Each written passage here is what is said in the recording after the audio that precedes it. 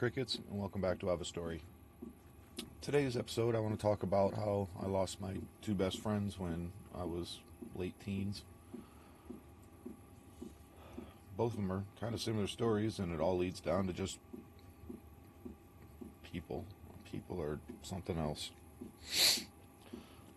So the first best friend I had, I lost. We lived together, and I hooked him up with this woman. Her and I were friends and worked together, and I thought they'd make a good couple, so I hooked them up. And then she ended up moving in. But then he ended up having jealousy issues. Not because we gave him any reason to, just because he's a jealous person and has very severe problems himself. So he kept accusing us of sleeping together. No reason. He never came home and found us with our hair a mess, walking out of the bedroom, clothes not on, nothing. There was nothing, just him being jealous. And the last time I talked to either of them, he came home and her and I were sitting at the dining room table, just sitting there talking, and he went absolutely nuts because somehow us sitting at a dining room table talking gave him the inclination that we were cheating. And he went off on her, made her cry, yelling, screaming, and I just walked right out the door and never talked to either of them again. Walk away from so much because people just don't have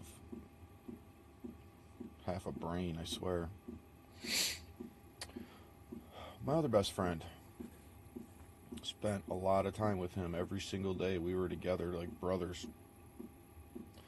But he was one who had a problem with keeping it in his pants. Cheated on every woman he's ever been with. And I used to sit with his girlfriend and console her. Oh no, he's not out cheating. She'd sit there crying, and the last time, I had a girlfriend at the time too. His girlfriend's gonna sit there crying to me. He's cheating on me. I know he's out cheating. Where's he at? You know where he's at. You're with him all. You know. And I gotta sit there and lie. I don't know where he's at. I don't know what's going on. It's hard to being put in these situations because people just no control, no respect, no discipline, no care for other people. So at the time, I had a girlfriend, and she's sitting there crying on my shoulder about she knows he's cheating on her and how bad it feels and blah blah blah. But then she turned around and kissed me, and I said, "Whoa, whoa, whoa! What are you doing?" People, I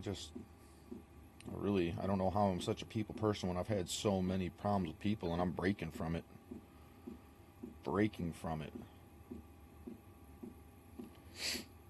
You're going to tell me how painful it is to be cheated on, but you know I have a girlfriend, and now you're going to try to cheat on me, and then what? And make this situation even more of a mess? I didn't even say a word. I got up, walked out, and never went back. Never. I mean, this was back before cell phones, and when you're a homeless teenager, nobody can get a hold of you because there ain't nowhere. You don't have a home. You don't have a home phone for somebody to even call you on. Back then, I eventually ended up getting a pager. You get a pager for like $10 and pay $10 a month, and that's how people had to get a hold of me. Learned all the silly little words that you could put on there. Like 43770. Turn it upside down, says hello. And then we had all our little passcodes and codes and things that we messaged through it.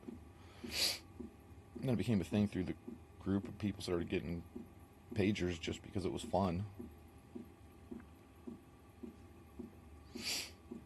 But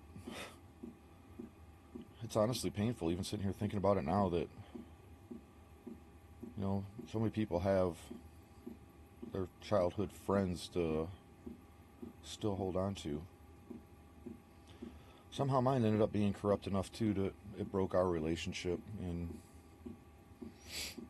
how are you going to sit there and cry on my shoulder and tell me how painful it is and how much it hurts, but here, cheat on me against your woman? And people are so stupid.